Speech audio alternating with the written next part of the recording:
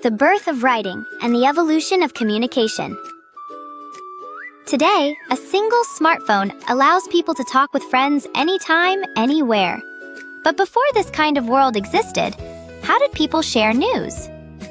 The exchange of thoughts or information between people is called communication. So, when did communication begin? Let us go back to a time long ago, before writing existed. At that time, people expressed ideas through gestures or simple sounds. But this method had limits in how much it could convey. So, to communicate more precisely, spoken language emerged. Then another problem appeared. How can people speak to someone far away? Spoken words disappear as soon as they are heard and do not travel far. To solve this problem, people began to leave records. They drew pictures on cave walls to record hunting stories and important information. It was as if they were leaving a message for someone in the future saying, "This is what happened today." Then, at last, letters were created. Letters made it possible to see sound. Because of this, people could communicate across time and space. Now, they could simply write down what they wanted to say and send it. So how did communication change after letters were invented? In ancient times, signals were sent using torches and smoke. By day, smoke, and by night, fire. Urgent messages like, "Danger!" were delivered this way. At times, people ran or rode horses to carry news. Sometimes, even pigeons were entrusted with messages. Would you trust a pigeon with important news? Communication in the past was slow and inconvenient. But when letters met science and technology, it began to speed up remarkably. A clear example is the telegraph. It sent letters by converting them into electrical signals. News that once took days began to arrive almost instantly. In 1861, it took 8 days for the news of the election of Abraham Lincoln to reach the West. 5 years later, the news of his assassination spread almost in real time. Then something even more remarkable happened.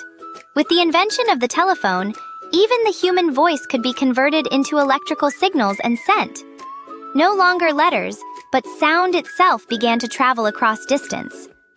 Joseph Henry, a physicist and a professor at Princeton University, introduced the idea of communicating through encrypted electrical signals sent along wires.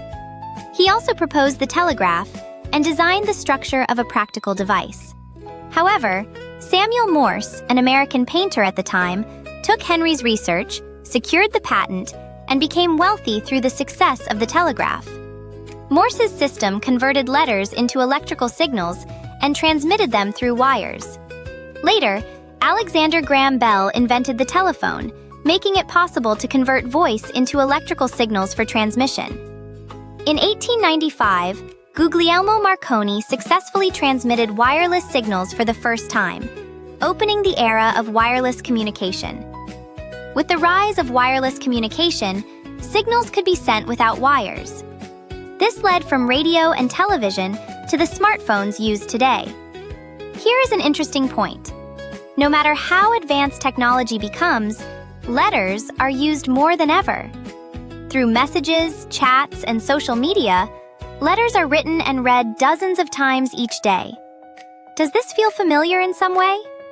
Communication began with sound, was recorded through pictures and letters, and has now returned to letters.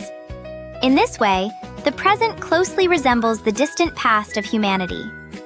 Then we must ask the question, why did we return to letters? Perhaps it is because letters are the most precise way to express thoughts and the most lasting. The next time a message is sent, consider this. Even this short message being sent now may be just one moment in the long history of communication that has continued for thousands of years.